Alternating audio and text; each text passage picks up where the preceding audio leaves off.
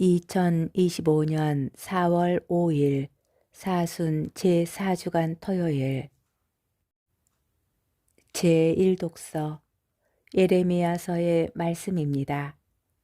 주님께서 저에게 알려주시어 제가 알아차리게 되었습니다. 당신께서 저에게 그들의 악행을 보여주셨습니다. 그런데도 저는 도살장으로 끌려가는 순한 어린 양 같았습니다.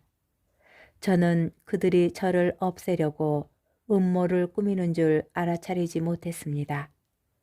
저 나무를 열매째 베어버리자 그를 산이들의 땅에서 없애버려 아무도 그의 이름을 다시는 기억하지 못하게 하자.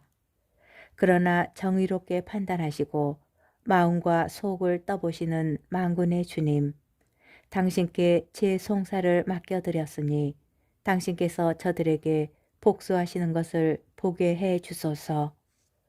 주님의 말씀입니다. 복음, 요한복음 7장 40절에서 53절의 말씀입니다.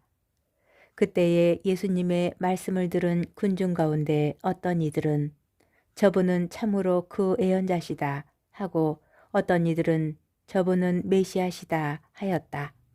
그러나 이렇게 말하는 이들도 있었다. 메시아가 갈릴레아에서 나올 리가 없지 않은가. 성경에 메시아는 다윗의 후손 가운데에서 그리고 다윗이 살았던 베들레헴에서 나온다고 하지 않았는가. 이렇게 군중 가운데에서 예수님 때문에 논란이 일어났다.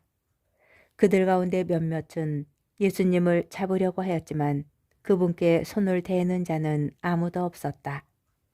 성전 경비병들이 돌아오자 수석 사제들과 바리사이들이 왜 그 사람을 끌고 오지 않았느냐 하고 그들에게 물었다.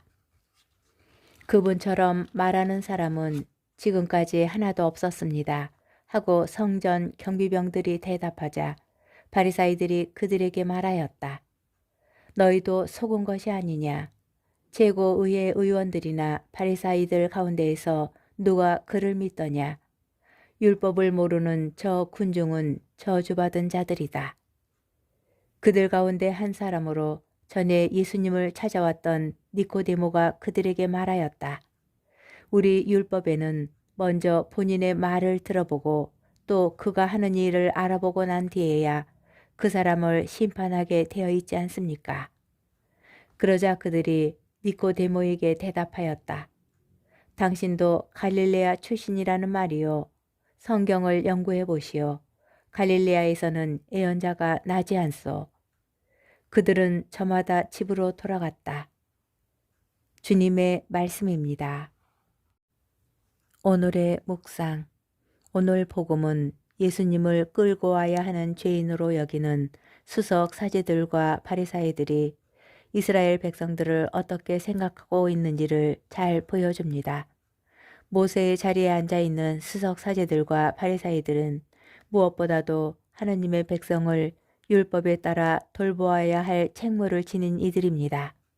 그러나 권력의 맛을 본 그들은 주님의 길을 곧게 내는 준비보다는 자신을 위한 길을 탄탄히 하는 데 힘을 쏟습니다. 그들은 예수님의 말씀을 듣고 그분을 예언자라고 말하며 메시아로 고백하는 이들, 자신들과 생각을 달리하는 이들이 율법을 모른다고 매도하며 저주받은 자들이라고 낙인을 찍어버립니다. 그리고 그들만큼 율법을 잘 아는 니코데모가 우리 율법에는 먼저 본인의 말을 들어보고 또 그가 하는 일을 알아보고 난 뒤에야 그 사람을 심판하게 되어 있지 않습니까? 하고 말하자 그에게 성경에 대한 이해가 부족하다고 비아냥거립니다. 어떠한 말도 들으려 하지 않는 완고한 마음이 그들을 양들에게 관심이 없는 사꾼이 되게 합니다. 그래서 정치 권력과 율법의 권위를 이용하여 하늘나라에 들어가려는 이들마저 들어가게 놓아두지 않습니다. 그렇지만 그들이 아무리 애쓴들 예수님의 말씀을 결코 막을 수 없습니다.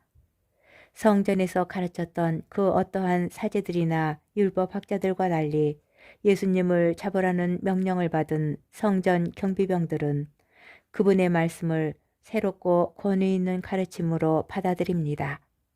성전 경비병들처럼 우리도 완고한 마음에서 벗어나 그분의 말씀을 듣고 회개한다면 우리 안에서 하나님께서 일으키실 놀라운 일들을 기대해 볼 수 있을 것입니다.